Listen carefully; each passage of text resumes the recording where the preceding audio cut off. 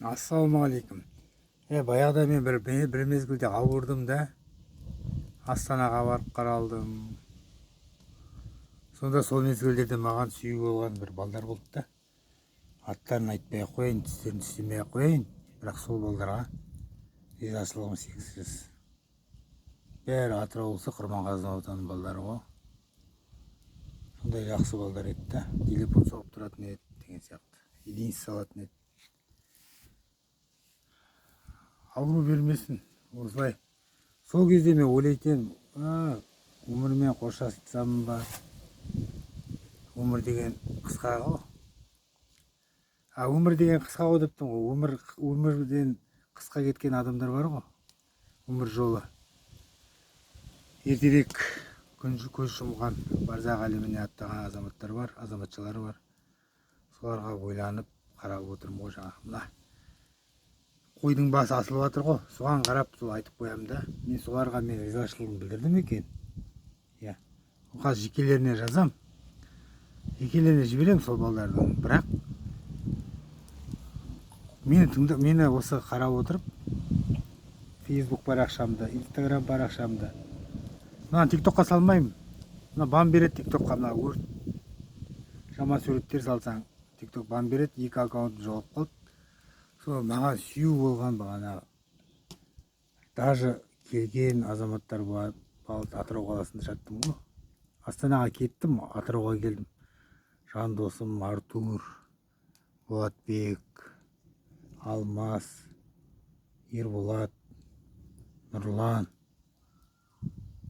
Сәрсенбаев.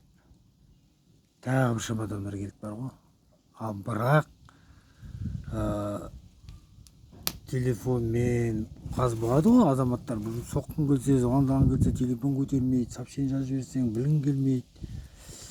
Сондай бір күшті азаматтар бар еді осы Құрманғазы ауданында. Оны айтып отқан себебім бағана ол беріш емес, ол шеркеш емес, ол таз емес, ол бағанағыдай найман емес та, бір қазақтың баласы.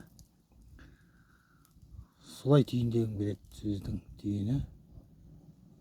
Мына Астана қалай, Ту, Степногорск қалай, Көкшетау, Қарағанды, Маңғыстау қалай, Атырау қалай. Бәрі бір, айырмашылық жоқ. Ал граница, Астрахан ар жағы, Өзбекстан, Сырдария, Монғолия, Түркия, ол елдерді азаматтарын айтылмаймын. Олар қиын бір жаман айтпай жақсы жоқ дейді. Бір қиын бірдеме болып қалып жатса, олар бізге көмектесе алады деп айта алмаймын. Біз деген қазақ ұлты және қазақ. Мені құттықтап жатқан жандарға көп рахметімді айтамын. Мен осы шаршап, есік салдым.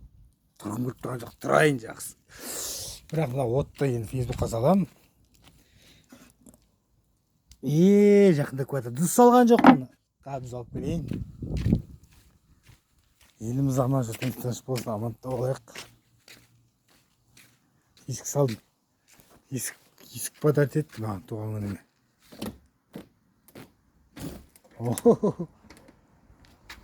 Қараңыз. Күшті. Анама люстра. Бірінші үйін анамдікі. Енді апатайым бар, 9 маусым. Олар деген желтоқсанға қатыспағанмен де, ызғарлы желтоқсанға, соның қасында менің көрші Октябрат апам, Нұрым Ерғалиев, Амандық Рамазандар қатысқан ғой, Нұрым Ерғалиевтер. Бірақ менің апатайларым қатыспаған. Бірақ оған мен бір подаркім бар.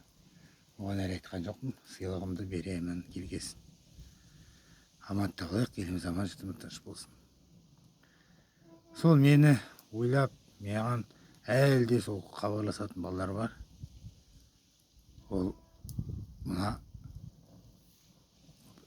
жаңа болмайтын жағы жоқ, сүрінбейтін тұяғы жоқ дейді ғой мына. Кезінде бір границеде, шекарада мұрагермен қастері ма, сол деген бала келді ғой. Соларды